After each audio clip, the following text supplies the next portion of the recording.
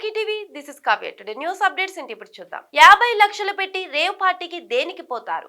ఆడ మగకి no rules no limits. Rave party రెండు తెలుగు రాష్ట్రాలను కుదిపేస్తుంది.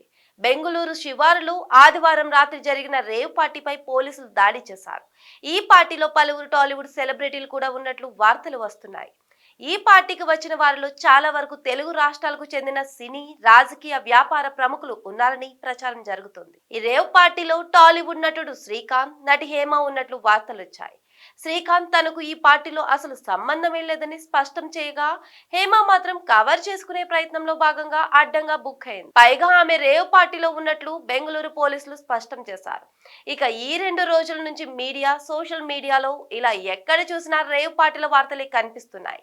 జనాలు సైతం అసలు రేవ్ పార్టీ అంటే ఏంటి, అక్కడ ఏం చేస్తారో తెలుసుకునేందుకు ఆసక్తి చూపుతున్నారు. రేవ్ పార్టీ అంటే మన బర్త్డే పార్టీ లాంటిదే అనుకుంటే పప్పులో కాలేసినట్లే. సామాన్యుల ఇళ్లలో పార్టీలంటే నాన్ వెజ్ మందు, అదే బడాబాబుల ఇళ్లలో పార్టీలు అంటే రకరకాల మద్యం బ్రాండ్లు, ఫుడ్, దానితో పాటు అమ్మాయిలు కూడా ఉంటారనే టాక్ ఉంది.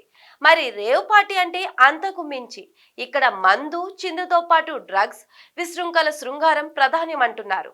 రేవ్ అనేది ఇంగ్లీష్ వర్డ్, ఎగ్జైటింగ్ అనే అర్థంలో వాడతారు. అంటే ఈ పార్టీలు కూడా అలానే ఎగ్జైటింగ్ అన్నమాట. ఈ పార్టీలు చాలా సీక్రెట్ గా జరుగుతాయి. ఎక్కువగా నగర శివార్లలోనే వీటిని కండక్ట్ చేస్తారు. ఇక ఈ పార్టీల్లోకి ఎవరికి పడితే వారికి ఎంట్రీ ఉండదు. పార్టీకి ఎంత మంది రావాలనేది ముందే నిర్ణయిస్తారు. చివరి నిమిషంలో కొత్త వారికి అనుమతి ఇవ్వడం వంటివి ఉండవు. చాలా తక్కువ సంఖ్యలో ఈ పార్టీకి ఎంట్రీలు ఇస్తారు. మహిళలే ఎక్కువ. ఇక రేవ్ పార్టీకి వెళ్లాలంటే 50 లక్షల ఎంట్రీ ఫీజు చెల్లించాలి. ఇక రేవ్ పార్టీకి వచ్చే వారిలో 25% మగవాళ్ళు ఉంటే 75% మహిళలు ఉంటారు.